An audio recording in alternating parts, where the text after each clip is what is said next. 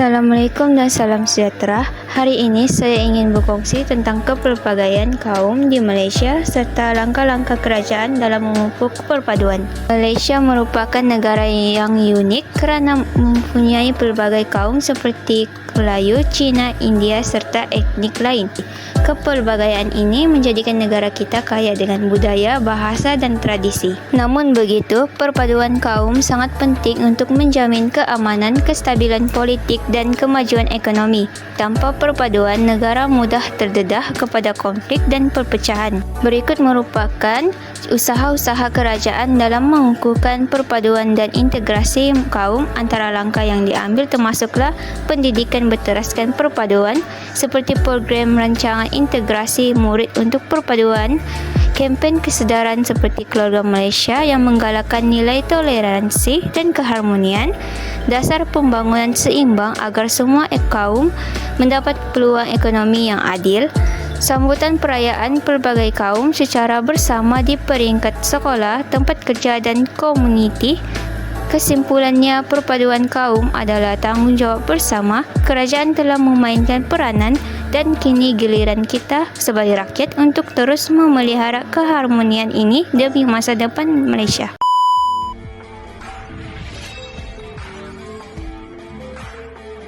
Saya akan membentangkan tentang dasar perpaduan negara atau ringkasnya DPN.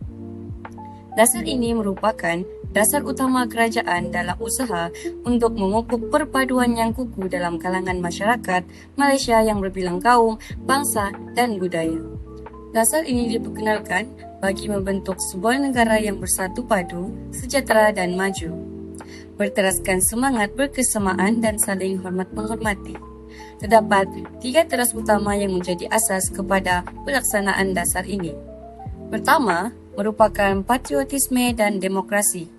Ia menekankan semangat cinta akan negara serta amalan demokrasi yang sihat dalam kalangan rakyat. Yang kedua adalah identiti sosial. Ia bermatlamat sebagai membina jati diri rakyat Malaysia yang berteraskan rukun negara dan perlembagaan persekutuan. Yang ketiga, ekosistem perpaduan. Ia merangkumi usaha mewujudkan persekitaran sosial, ekonomi dan politik yang menyokong kepada perpaduan negara. Secara keseluruhannya, DPN memainkan peranan penting dalam menyatukan rakyat yang pelbagai kaum dengan memupuk nilai-nilai murni seperti toleransi, hormat menghormati dan kerjasama. Ia juga memastikan bahawa perpaduan bukan sekadar slogan tetapi dijelmakan dalam tindakan. Seterusnya, langkah kerajaan Malaysia dalam mengurangkan jurang ekonomi antara kaum melalui dasar ekonomi baru. Dalam video ini kita akan melihat bagaimana dasar ekonomi baru DEB dilaksanakan, objektif dan strategi dalam mewujudkan keseimbangan ekonomi antara kaum. Dasar ekonomi baru ini dilancarkan pada tahun 1970 melalui Rancangan Malaysia Kedua pada tahun 1971 sehingga 1975. Tujuan rancangan ini bagi mewujudkan perpaduan negara yang stabil dengan mengurangkan perbezaan ekonomi, sosial, kebudayaan, penempatan dan sebagainya. Dasar ekonomi baru memfokuskan 2 strategi. Yang pertama, membasmi kemiskinan dengan memperbanyakkan peluang pekerjaan tanpa mengira kaum. Yang kedua, penyusunan semula masyarakat mengikut fungsi-fungsi ekonomi negara. Antara strategi pelaksanaan, membuka peluang pekerjaan kepada semua kaum, terutama dalam sektor awam, perindustrian dan perkhidmatan. Yang kedua, pembangunan kawasan luar bandar melalui pembinaan infrastruktur seperti jalan, sekolah, bekalan air dan elektrik. Yang ketiga, pemberian bantuan kewangan dan subsidi kepada golongan miskin tanpa mengira kaum, termasuk bantuan pertanian dan perumahan. Yang terakhir, pemilikan saham dan equity untuk meningkatkan penyertaan bumi putera dalam sektor korporat melalui sasaran 30% pemilikan equity. Kerajaan juga memfokuskan kawasan luar bandar melalui pembangunan wilayah baru seperti Dara, Kesedar dan Kejora. Langkah ini bertujuan untuk mengurangkan jurang antara kawasan bandar dan luar bandar serta memperkukuhkan integrasi nasional melalui penyertaan semua kaum dalam ekonomi moden. Sekian, terima kasih.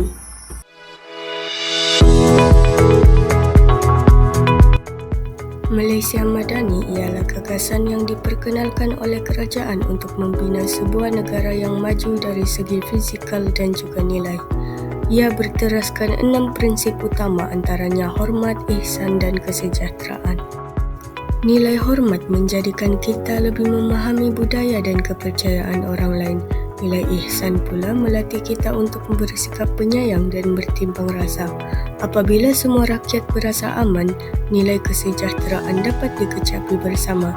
Inilah asas kepada perpaduan kaum di Malaysia. Kerajaan turut memperkenalkan dialog perpaduan Malaysia Madani, iaitu sesi perbincangan yang terbuka antara rakyat pelbagai kaum. Program ini membantu menghapus salah faham, membina kefahaman dan menyatukan suara rakyat Malaysia. Sistem pendidikan negara mempunyai peranan yang besar dalam usaha-usaha kerajaan untuk memupuk perpaduan dalam kalangan rakyat.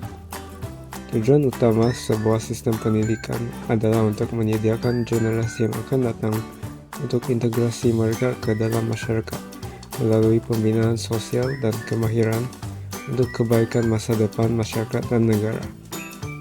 Salah satu usaha untuk memupuk perpaduan melalui sistem pendidikan ialah konsep sekolah wawasan, di mana sekolah kebangsaan, sekolah jenis kebangsaan Cina, dan sekolah jenis kebangsaan Tamil ditempatkan di kawasan yang sama. Konsep ini memberikan peluang kepada murid-murid yang pelbagai kaum untuk berinteraksi bersama-sama, seperti dalam perjalanan aktiviti-aktiviti sekolah atau masa rehat sekolah. Melalui konsep ini, pengetahuan murid-murid terhadap budaya dan agama lain dapat ditingkatkan dan pengamalan nilai-nilai yang penting untuk perpaduan dalam kalangan masyarakat seperti nilai toleransi dapat digalakkan daripada aktiviti-aktiviti harian mereka. Daripada konsep ini, perpaduan dan identiti nasional dalam kalangan murid dapat dipupuk dan ditingkatkan dengan harapan perpaduan dalam kalangan rakyat akan meningkat pada masa hadapan. Program community ialah program inisiatif yang dilakukan oleh masyarakat bagi menggalakkan pembangunan komuniti dan kesejahteraan masyarakat. Aktiviti yang biasa dilakukan ialah gotong royong, misi bantuan bencana, program literasi, dan aktiviti sosial. Kawasan Rukun Tetangga KRT diperkenalkan pada 29 Ogos 1975 oleh Tun Abdul Razak sebagai skim keselamatan di kawasan kejiranan. Kini, KRT juga memfokuskan kepada aktiviti untuk memupuk semangat kejiranan seperti majlis sambutan perayaan, aktiviti rekreasi, sumbangan makanan, dan patroli sukarela. Program sinergi masyarakat berbilang kaum seperti program komuniti dan rukun tetangga menggalakkan kerjasama dan mengeratkan silaturahim antara masyarakat yang berbilang kaum. Secara tidak langsung, ia akan menyuntikkan lagi semangat perpaduan dalam masyarakat. Setiap individu harus memainkan peranan sebagai agen perpaduan. Kita perlu mengamalkan nilai-nilai toleransi, saling hormat, dan semangat kekitaan dalam kehidupan seharian. Contohnya, kita boleh mula dengan menghormati perayaan dan adat bersama kaum lain. Atau kita boleh menyertai aktiviti-aktiviti komuniti yang melibatkan pelbagai kaum. Dengan cara ini, kita dapat membina hubungan yang lebih erat dan saling memahami antara satu sama lain. Kesimpulannya, usaha memupuk perpaduan nasional dan tanggungjawab adalah bersama. Rakyat Malaysia harus mengutamakan identiti kebangsaan berbanding segmen perkauman atau kepentingan kelompok tertentu. Semangat patriotisme dan cinta akan tanah air perlu dipupuk dari peringkat awal lagi agar generasi muda dapat menghargai keberbahagiaan budaya serta kekuatan dan bukan sebagai pemisah di antara kita.